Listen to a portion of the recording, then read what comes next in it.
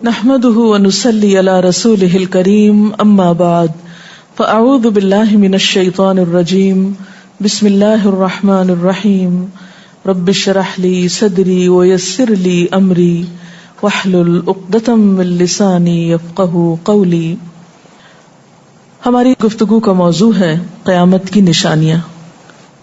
بحیثیت مسلمان ہم سب کا ایمان ہے کہ یہ دنیا ہمیشہ باقی نہیں رہے گی، ایک دن سب کچھ ختم ہو جائے گا، اور ایسا ہونا بھی چاہیے، اس لیے کہ ہر آغاز کا ایک انجام ہوتا ہے، ہر ابتدا کی ایک انتہا ہوتی ہے. جس چیز پر زندگی آتی ہے اس پر موت کا آنا بھی لازم ہے. ہم اپنے آس پاس اس کی بہت سی نشانیاں دیکھتے رہتے ہیں. کائنات میں بہت سے دلائل بکھرے ہوئے ہیں جو ہمیں یقین دلاتے ہیں کہ ایک دن یہ سب کارخانہ بند ہو جائے گا، ختم ہو جائے گا، یہ دنیا فنا ہو جائے گی. وہ وقت قرآن پاک کے الفاظ میں زمین و آسمان پر بہت بھاری ہوگا، اور اس بھاری وقت کے آنے سے پہلے دنیا میں کچھ علامات نمودار ہوں گی. تو آج چند ایک احادیث آپ کی خدمت میں پیش کروں گی جو قیامت کی نشانیوں کے بارے میں ہیں. اس سے ایک تو ہمیں اپنے عمل کا جائزہ لینے کا موقع ملے گا، دوسرے ان سے یہ بات سامنے آتی ہے کہ نبی صلی اللہ علیہ وسلم کی باتیں کتنی سچی باتیں تھیں. وہ لوگ جو حدیث کا انکار کرتے ہیں یا احادیث کا مذاق اڑاتے ہیں، وہ ان احادیث کی روشنی میں آج کے حالات کو دیکھ سکتے ہیں کہ آپ صلی اللہ علیہ وسلم نے اللہ تعالی کی بھیجی ہوئی وحی کی روشنی میں جو باتیں فرمائیں آج وہ ہم اپنی آنکھوں سے دیکھ رہے ہیں. بہرحال اس وقت میرے سامنے حضرت ابو ہریرہ رضی اللہ تعالی عنہ کی حدیث ہے جسے ابن خزیمہ نے روایت کیا ہے. رسول اللہ صلی اللہ علیہ وسلم نے فرمایا، قیامت کی نشانیوں میں سے ہے کہ آدمی مسجد کے پاس سے گزرے گا مگر اس میں 2 رکعتیں ادا نہیں کرے گا.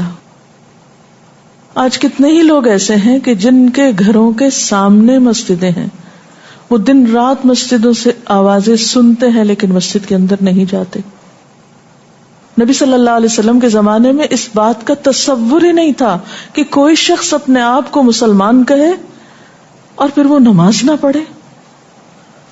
اسی لیے ہم دیکھتے ہیں کہ منافقین ہر حال میں مسجد میں پہنچتے تھے، بلکہ انہوں نے اپنی ایک الگ مسجد بھی بنائی تھی یا مسجد نامی عمارت بنائی تھی. لیکن قیامت کے نزدیک مسجدوں کے پاس سے گزرنے والے مسجد نہیں جائیں گے. ایک اور حدیث میں آتا ہے، حضرت انس فرماتے ہیں رضی اللہ تعالی عنہ کہ اللہ کے رسول صلی اللہ علیہ وسلم نے فرمایا، لوگوں پر ایک ایسا دور آئے گا کہ ان میں اپنے دین کی حفاظت پہ صبر کرنے والا اس شخص کی مانند ہوگا جو آگ کے انگارے کو اپنی مٹھی میں تھامنے والا ہے. یعنی دین پر استقامت اور دین پر عمل اتنا مشکل ہو جائے گا بعض اوقات کہ جیسے ایک انگارہ ہاتھ میں لینا کہ انسان نہ لے سکے اور نہ پھینک سکے.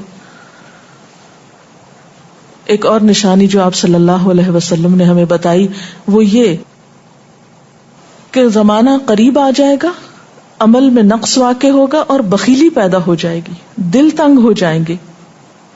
ایک اور حدیث میں آتا ہے کہ بخیلی کا عام ہونا قیامت کی نشانیوں میں سے ہے. آج آپ دیکھیں کہ بسا اوقات انسان کے پاس اللہ کی دی ہوئی بے شمار نعمتیں ہوتی لیکن انسان ان نعمتوں میں کسی کو شریک نہیں کرتا.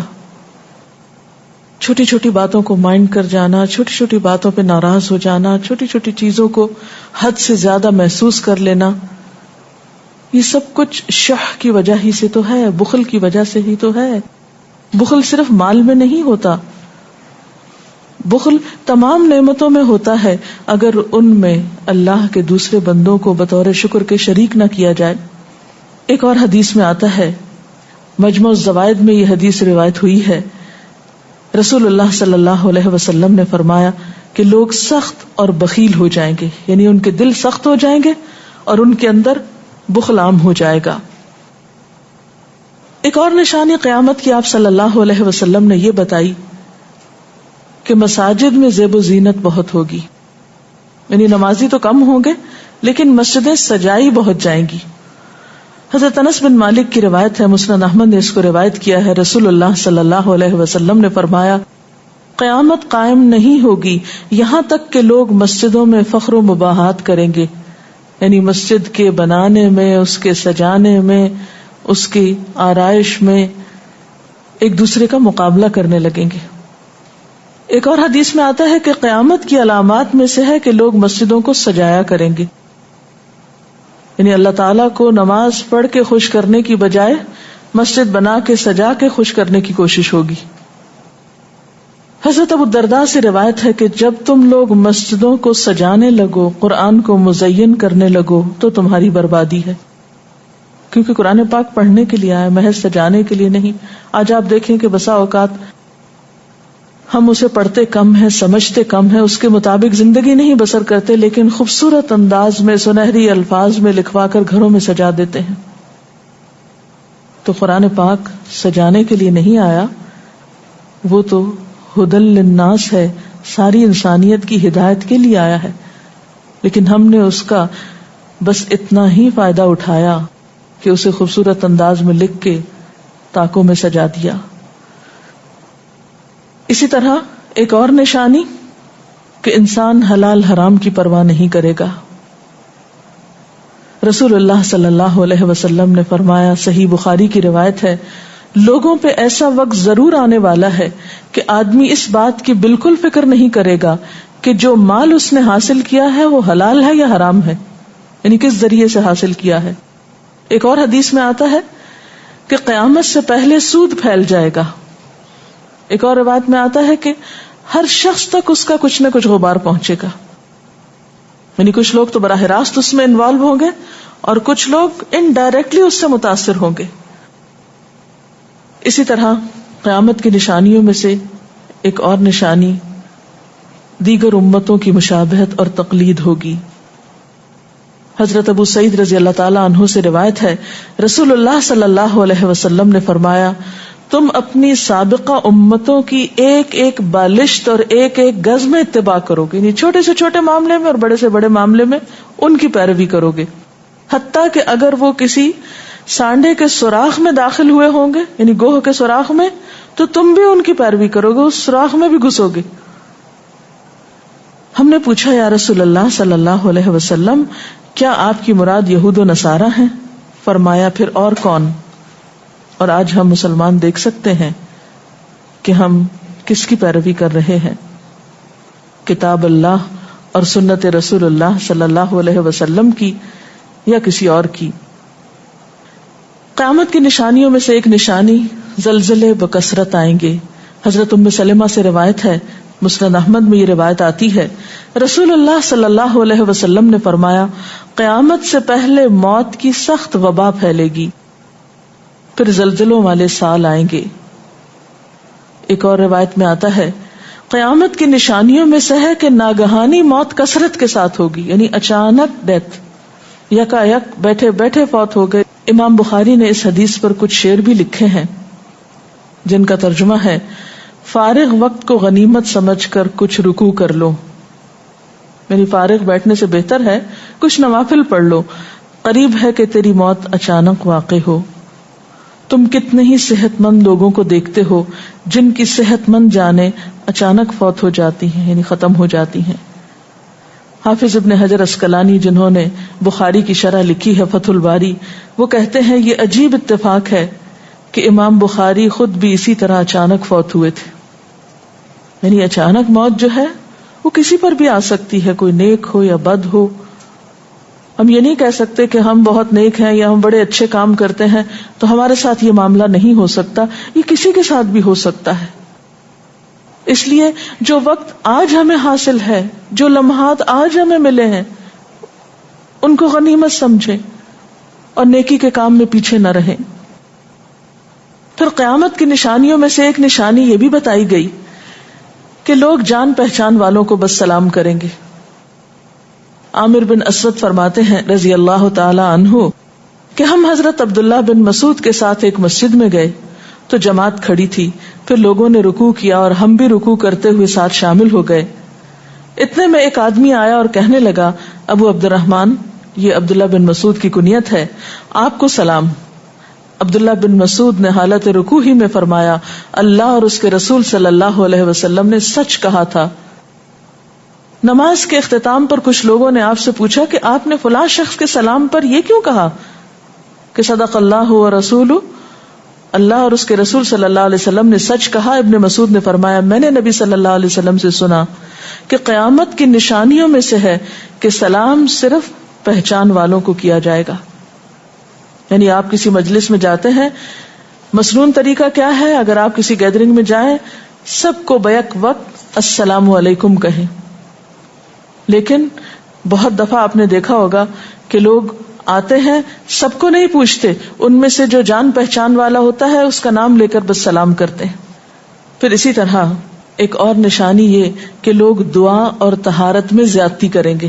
حضرت سعد رضی اللہ تعالی عنہ سے روایت ہے، انہوں نے سنا کہ ان کا بیٹا اس طرح دعا کر رہا ہے، یا اللہ میں تجھ سے جنت کا سوال کرتا ہوں، اس کی نعمتوں کا سوال کرتا ہوں، اس کی رونقوں اور تر و تازگیوں کا سوال کرتا ہوں، وغیرہ وغیرہ.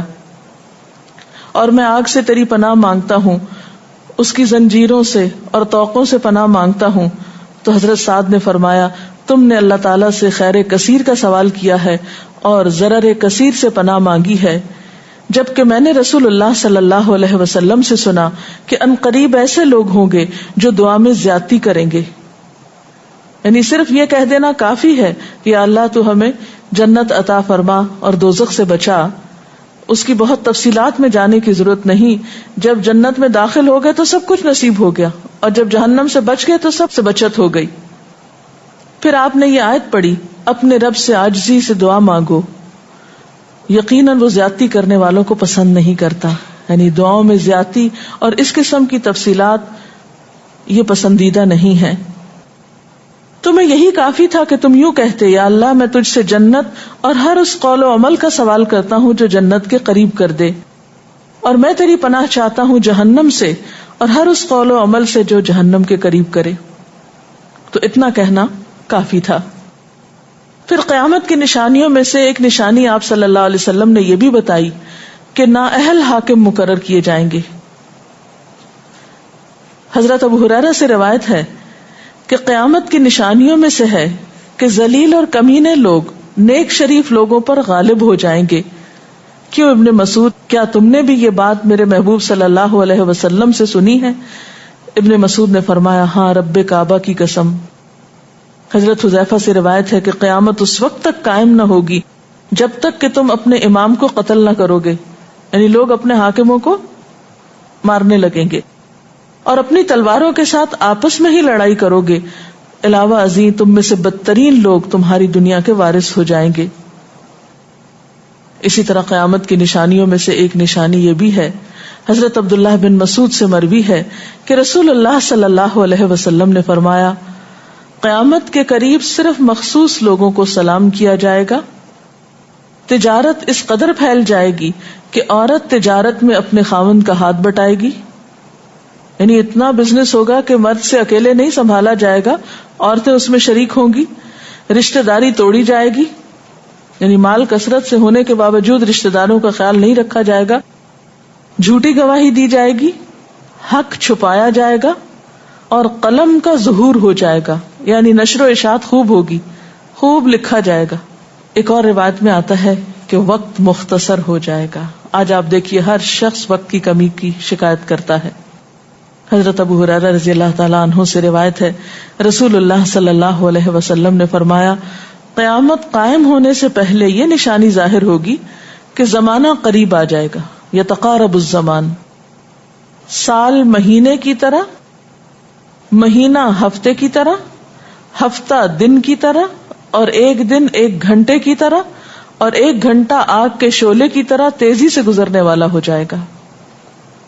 اور آج آپ دیکھیے کہ اللہ کے رسول صلی اللہ علیہ وسلم کی یہ بات کتنی سچ معلوم ہوتی ہے کہ ہر شخص وقت کی کمی کا شکار ہے، اور پتہ ہی نہیں چلتا ہفتہ گزر گیا، پتہ ہی نہیں چلتا مہینہ گزر گیا، پتہ ہی نہیں چلتا سال گزر گیا، پتہ ہی نہیں چلتا اتنی عمر گزر گئی، کل کی بات لگتی ہے.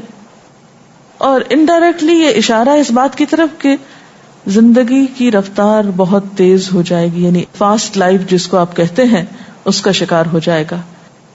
ایک اور روایت میں آتا ہے کہ دنیا محبوب ہو جائے گی، موت سے نفرت ہو جائے گی. حضرت ابو ہریرہ سے روایت ہے رسول اللہ صلی اللہ علیہ وسلم نے حضرت ثوبان سے فرمایا، اے ثوبان، اس وقت تمہارا کیا حال ہوگا جب دوسری امتیں تم پر اس طرح ٹوٹ پڑیں گی جس طرح تم کھانے کے برتن پہ ٹوٹ پڑتے ہو. ثوبان نے کہا، میرے ماں باپ آپ پہ قربان، اے اللہ کے رسول صلی اللہ علیہ وسلم، کیا اس وقت ہم تعداد میں کم ہو جائیں گے؟ فرمایا، نہیں، بلکہ تم کثرت میں ہوگے، لیکن اللہ تعالیٰ تمہارے دلوں میں وہن ڈال دے گا. صحابہ نے پوچھا، یا رسول اللہ صلی اللہ علیہ وسلم، وہن کیا چیز ہے؟ آپ نے فرمایا، دنیا سے محبت اور جہاد سے نفرت. اور ایک روایت میں آتا ہے، دنیا سے محبت اور موت سے نفرت. اسی طرح نیک لوگ آہستہ آہستہ کم ہو جائیں گے. رسول اللہ صلی اللہ علیہ وسلم نے فرمایا، نیک لوگ یکے بعد دیگرے رخصت ہوتے جائیں گے، فوت ہوتے جائیں گے. فضول لوگ باقی رہ جائیں گے، بیکار، نکمے، جس طرح جو کا بھوسا یا ردی کھجور باقی رہ جاتی. اللہ تعالیٰ ان فضول لوگوں کی کچھ پرواہ نہ کرے گا. ایک کوڑے کرکٹ کی طرح ہوں گے جن کی کچھ پرواہ نہ کرے گا کہ ان کو پھینک دیا جائے یا کاٹ دیا جائے یا کہیں جلا دیا جائے. ایسے لوگوں کی اللہ تعالیٰ کو کچھ بھی ضرورت نہیں ہو. حضرت عمرو بن شعیب اپنے والد سے اور اپنے دادا سے روایت کرتے ہیں، رسول اللہ صلی اللہ علیہ وسلم نے فرمایا، لوگوں پر ایک ایسا وقت آئے گا کہ ان کی خوب چھانٹی صفائی کی جائے گی تو فضول لوگ باقی رہ جائیں گے اور نیک لوگ ختم ہو جائیں گے. پھر آپ نے اپنے دونوں ہاتھوں کی انگلیوں کو آپس میں ملا کر فرمایا، اس طرح ان کے وعدے اور امانتیں خلط ملط ہو کر رہ جائیں گے اور وہ اختلافات کا شکار ہو جائیں گے. یعنی نہ ان میں وعدوں کا پاس ہوگا، نہ امانتوں کی ادائیگی کا احساس ہوگا، اور وہ ایک ہی چیز جانیں گے اور وہ لڑائی جھگڑا، اختلافات. کیونکہ کوڑا کرکٹ ہے نا، کوئی وزن تو اس کا ہے نہیں، کوئی اصول تو ہے نہیں، کسی نیک کام میں استقامت تو ہے نہیں، بس جدھر کو پانی جا رہا ہے اس پہ بہ رہے ہیں، ہوا چل رہی ہے اس پہ اڑ رہے ہیں. تو ایسے نکمے اور بیکار لوگ باقی بچیں گے اور پھر ایک دن دنیا اپنے اختتام کو پہنچ جائے گی. ہر گھر میں فتنہ داخل ہو جائے گا.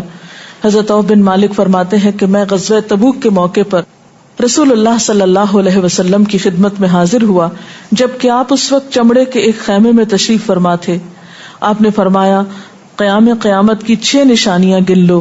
پھر ایک ایسا عام اور تباہ کن فتنہ ہوگا کہ عرب کا کوئی گھر بھی اس کی لپیٹ میں آنے سے محفوظ نہ رہ سکے گا.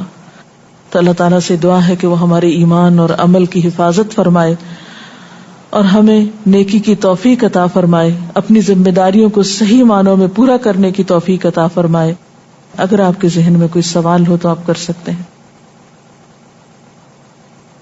جو لوگ قیامت کی ان علامات کا مذاق اڑاتے ہیں اور کہتے ہیں کہ یہ حالات تو بہت عرصے سے ہیں، قیامت آنی ہوتی تو آج بھی ہوتی، تو ہم کیا کر سکتے ہیں، انہیں کیسے سمجھا سکتے ہیں؟ دیکھیے کہ جو لوگ مذاق اڑانے پر تل جاتے ہیں ان کا کوئی علاج نہیں. نبی صلی اللہ علیہ وسلم کے زمانے میں بھی ایسے لوگ موجود تھے جو دین کے شاعر کا مذاق اڑاتے تھے. قرآن نے ایسے لوگوں کو منافق بتایا ہے. اور بات یہ ہے کہ جب قیامت آئے گی تو پھر کسی سے پوچھ کر نہیں آئے گی، اس کا وقت تو اللہ تعالیٰ کو معلوم ہے، اور جب آ جائے گی تو کوئی اس سے فرار حاصل نہیں کر سکے گا. آج ہمیں اللہ تعالیٰ نے اختیار دیا ہے، چاہیں تو کسی چیز کو مانیں اور چاہیں تو انکار کر دیں، لیکن جب اصل حقیقت سامنے آئے گی تو پھر ہم انکار نہ کر سکیں گے. آپ نے بتایا کہ قیامت کی نشانیوں میں ہے کہ طہارت میں بھی زیادتی کی جائے گی، تو اس سے کیا مراد ہے؟ اس کا معنی یہ ہے کہ لوگ طہارت حاصل کرتے وقت وسائل یا ریسورسز کو بہت ضائع کریں گے. مثلاً یہ کہ وضو کرتے وقت بہت زیادہ پانی لنڈھانا، بہت صابن گرانا، اسی طرح نہاتے وقت بہت پانی ضائع کرنا. نبی صلی اللہ علیہ وسلم کے زمانے میں پانی کی قلت بھی ہوتی تھی، لیکن اس کے باوجود آپ صلی اللہ علیہ وسلم کی تعلیمات میں ہے یہ بات کہ ایک شخص کو آپ نے فرمایا تھا کہ خواہ تم دریا کے کنارے بیٹھے ہو پھر بھی وضو کے لیے اتنا ہی پانی لو جتنا تمہاری ضرورت ہے، یعنی بہت زیادہ پانی ضائع نہ کرو. آج ہم دیکھتے ہیں کہ بہت سے وسائل کے ذریعے پانی کا حصول بعض علاقوں میں بہت آسان ہو گیا ہے اور لوگ بہت ناقدری کے ساتھ پانی ضائع کرتے ہیں.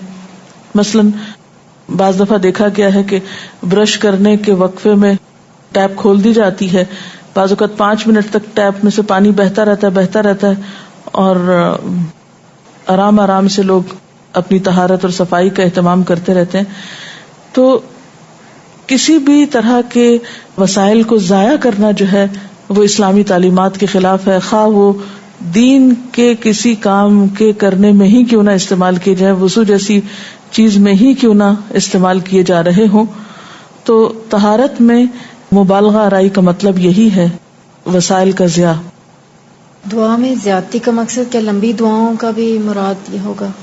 اصل میں دعا تو حسب ضرورت کی جا سکتی ہے، حسب موقع. کبھی آپ کے پاس وقت زیادہ ہوتا ہے تو آپ دیر تک بھی دعا کر سکتے ہیں، مخصوص اوقات میں، مخصوص قبولیت کی جگہوں پر.